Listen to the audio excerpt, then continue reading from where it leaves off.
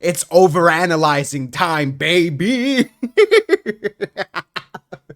Bro, I've watched this trailer at least a dozen times at this point, so we're gonna dissect it, go through each segment, and kind of give my little opinions on what I think each character is gonna be doing and what their big role is to play in the Fontaine arc. Ooh. Let's start from the end and go to the beginning, and then we'll do the full circle. Yeah. So the last scene is with Folklores, I believe. Yes. So I'll just play the scene out. Boring! I mean, why do I even bother? When are we going to finally see a real twist for once? Please refrain from levity in the court. This trial is far from over.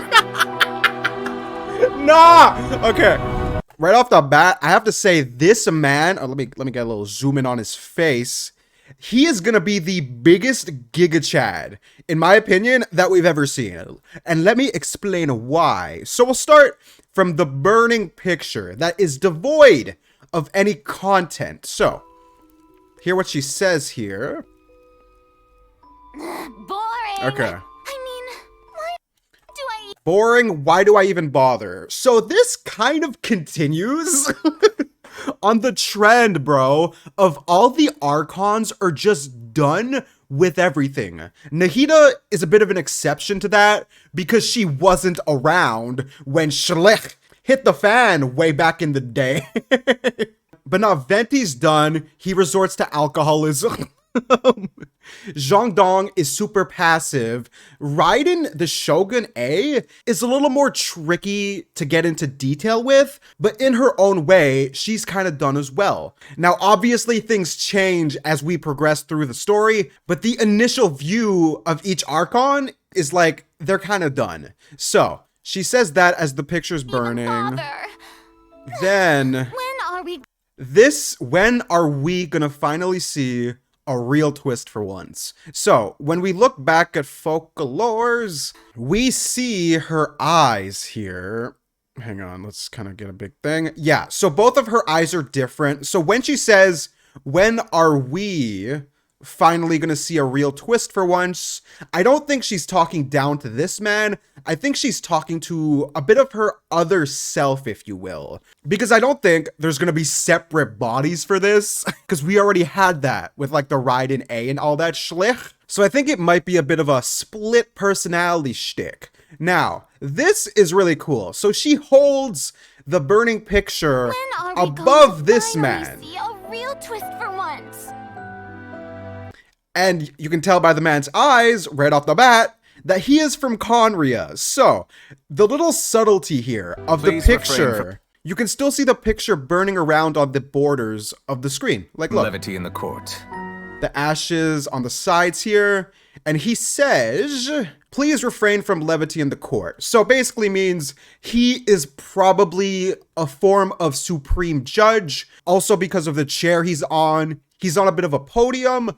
So he's going to be like head honcho of the court. And then he says this Giga Chad line. Levity in the court. This trial is far. No, bro. At first, it might seem like he's saying this trial is far from over because, I mean, we're the audience, right? We're about to go to Fontaine. It's for us. But the way he's looking up here, instead of looking down at the people in the courtroom, he's basically talking to Folklores when he says the trial is far from over. So,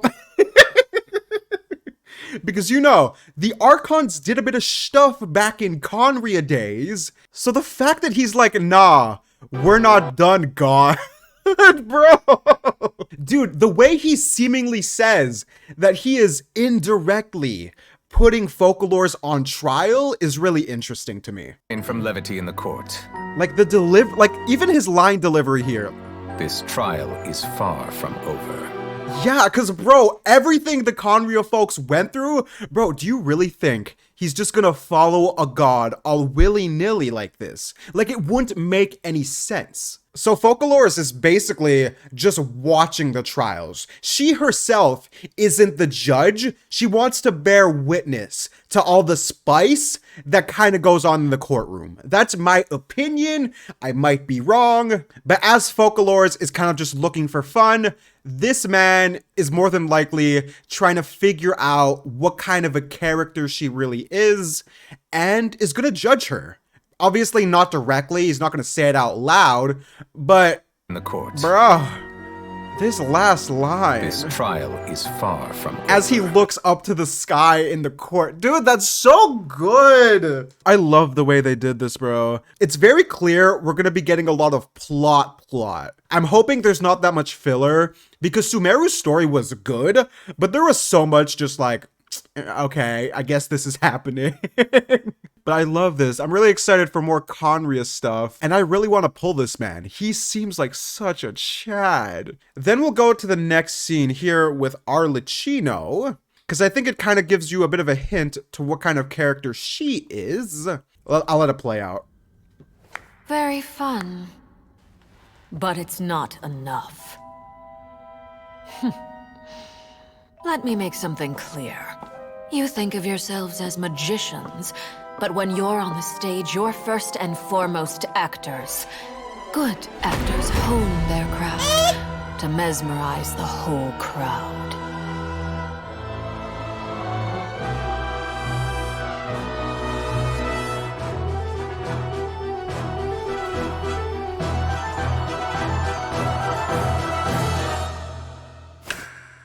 She is such a baddie, guys. Okay. Personally, I love how much this addresses perspective on things.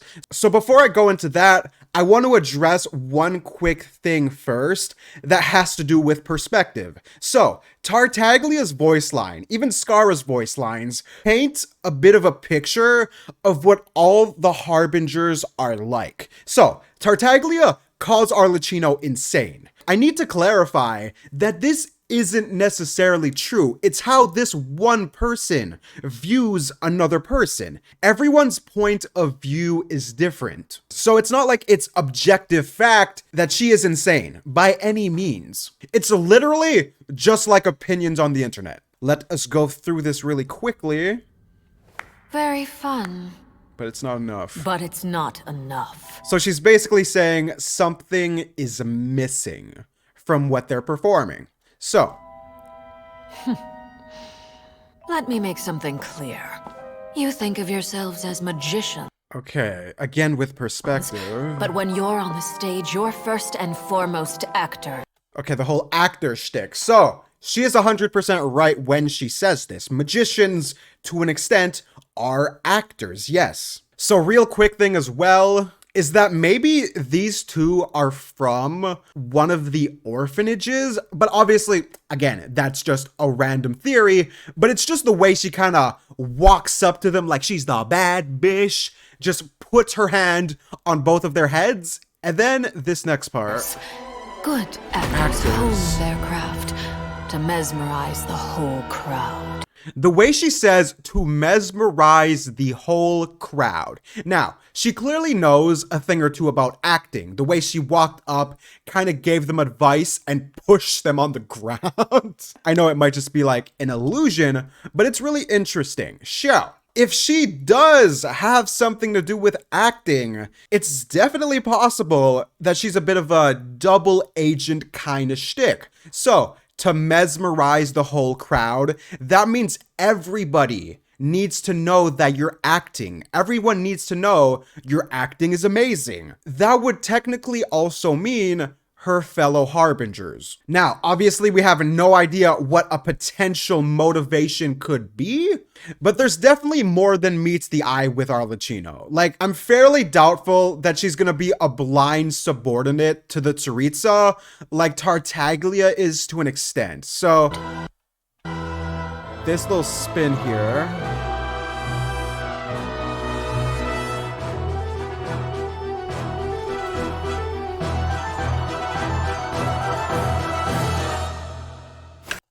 Okay, I kind of missed the moment there. But the snap, when she does the snap here, I'm pretty sure this just means she's about to reveal herself.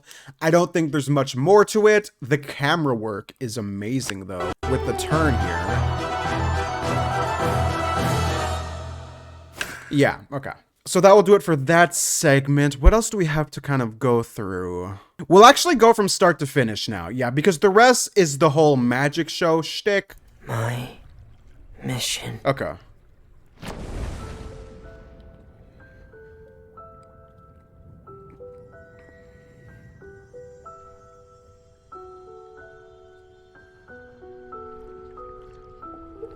The original sin is the fairest. Everyone sinks. Okay. That I really like this line. This is such a good line. Make the most of the final feast. Because for the sinners, the curtain call has come. I wonder if that also implies the whole shtick with the Archons, but okay. So this man, I think it's a dude, right? But he's clearly going through a bit of an ordeal. We don't know what that is yet, but the drowning sensation can often be linked to like mental trauma, stuff like that. We'll go to the next clip. And then she pops out of the water. Okay. So it might mean that the other dude is not good enough to perform on stage, but that's like just a random theory there. Ladies and gentlemen, she did it! Then we got the twins, or the siblings. I think they're twins. Seeing is believing, my friends. This has been Linny and Lynette's magic show. Now this, again, has to do with perspective. Look how both of them are after the performance. The essence of magic is getting... You have the dude who's super like happy and hyped about it, and then you have the girl who's kind of very just whatever with what they did. It has to do with this line people here. to believe a lie. The essence of magic is getting people to believe a lie. So, I think he's perfectly fine with it because it's, you know, the performing arts. He's an actor. But she doesn't seem as comfortable with it as he is. It's possible she sees it more in the sense that she's lying to everybody, which is different from this guy's perspective, which he is more of an entertainer. He is making people have a good time, even if it is through a lie. Yeah. And the most important part of this is what people see. Yeah, again, perspective is everything on this. Okay. People don't realize how much they expect their eyes to tell them the truth. Okay, so not much to gather from here, except this girl looks really good. That design, damn. But people don't realize how much they expect their eyes to tell them the truth. This is definitely gonna have something to do with when we get to Fontaine. It's definitely possible that when we get there, we're gonna be framed for something. Like maybe it's some kind of an illusion, like they're kind of hinting at over here. But we'll just get to the next scene. Charlotte's gonna take the picture.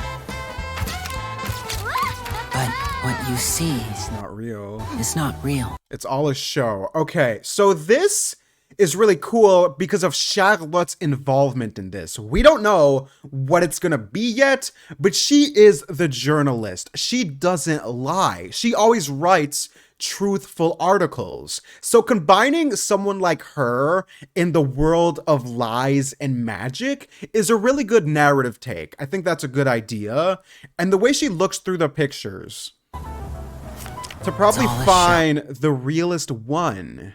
Because in this one, she's starting to take off, and her just flying on an umbrella, it's likely some kind of a trick. I don't think physics would allow a full human to fly like that. But what you see is not... So that's why when Charlotte looks at it with this face, it's almost like she's trying to figure it out. real. And then she throws the picture, which is a lie, away. Show. Okay, then this. And every part of the show is carefully controlled. Controlled how? Okay, this little sequence is pretty small. We're gonna go through the dialogue a bit first before we get into the characters. So. And every part of the and every part of the show is carefully controlled. So this is a very simple line as well. He's just stating how much prep and work really needs to go in for a show or like an illusion or a lie for it to be really believable. There needs to be a lot of things going Show on. is carefully controlled. It's adorable. Controlled how? Okay, so this kind of just paints the picture. It's the big bro talking to the little sis about how magic works and everything. It's almost like he's teaching her a bit of the mental game. And the scene between these two, this little healer chick, I'm sure she's gonna be a healer. Hashtag better Chi-Chi. But she makes him a drink. And every part of the show is carefully controlled. Now, I've been going back and forth with this man with a lot of people, and a lot of people are saying he might be blind, but the more I think about it, the more I'm kind of inclined to not believe it. I'm pretty sure he's just messing around with a child. But there's a lot of subtlety in the way he kind of hovers over it, like he's feeling it before he touches it, which is really cool. And the whole idea of there being someone who is blind in a setting like this, where the constant message that they're stating is what you see is what you believe. So there being a blind person would be such a good narrative take. It would make him almost unbiased to everything, which is so cool. Control. But still, I think it's unlikely. I hope that is the case, that he is blind. It would be really sick. And this little girl here kind of seems to be his almost caretaker, which would make sense if he was blind. And the papers he was reading, they might be in Braille, you never know. But still, I'm not going to say he's blind for sure, but really cool idea. How? By choosing the right time, the right place, and the right people.